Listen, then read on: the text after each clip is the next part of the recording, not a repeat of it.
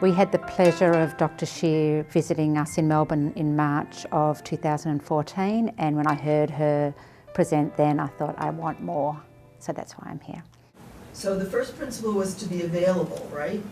So how do you be available in this situation? Well, you are aware that... It is a challenging program, but the reason I'm passionate about it, wanting to know more, is I deal with grief and loss every day, and for the majority of people, other therapeutic models work, but there's a handful of clients who are genuinely stuck, whose lives have stopped, and they're sitting opposite me wanting answers, wanting help, wanting guidance, and they're looking to us to unstick them, and that's why as therapists we're now upskilling to say, okay, there's got to be more than what we're doing now because it's not working. So there's a role for the pain and the loss focus, so to speak, the focus on the death and what it means and the finality of it and the deep sadness of it, and there's also a role for others in, in starting to re-envision the future. I mean, it's great meeting other people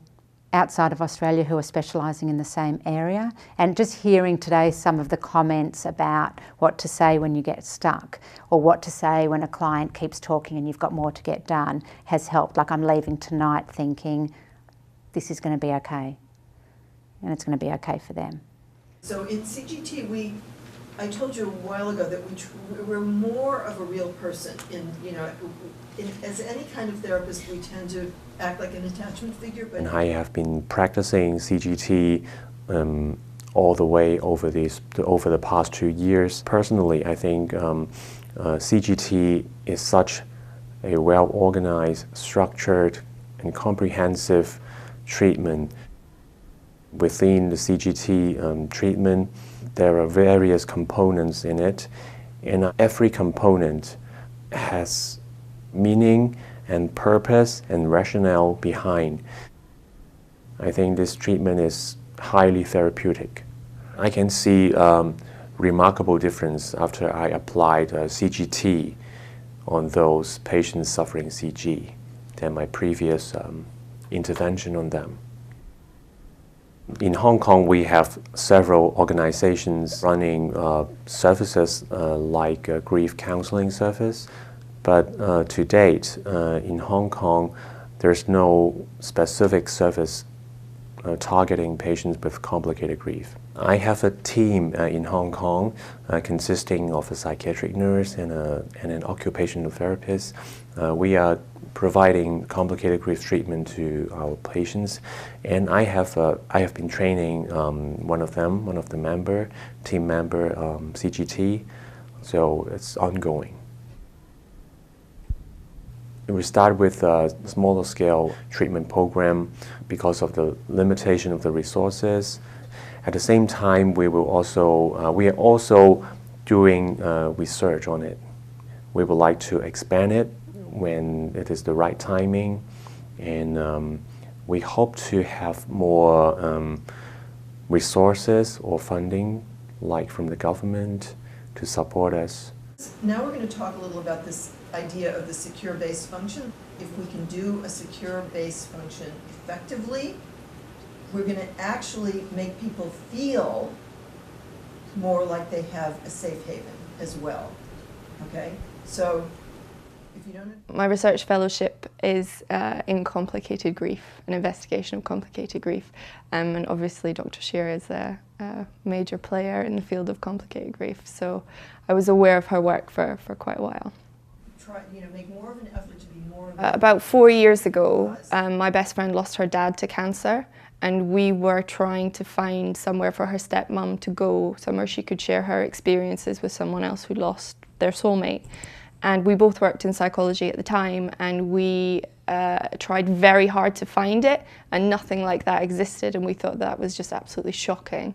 So we set one up. They know that the person has been... The charity supports people who've lost loved ones to cancer, and the rates seem to be that complicated grief is much higher in this population. We get emails and calls all the time for people looking for support in their bereavement from all over the country, and it's just not there.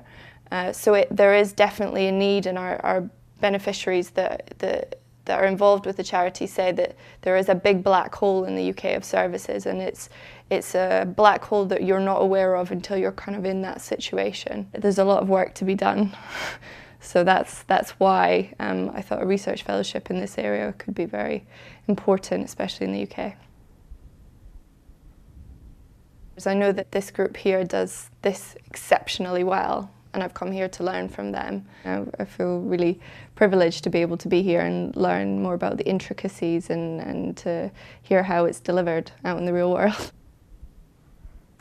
Going back, I'm going to take all of the principles that I've learned about here and try and integrate that into my own thinking and my own research, because I'm at the very beginning of my journey, so it's very good to hear how other people are doing it and how they're doing it well.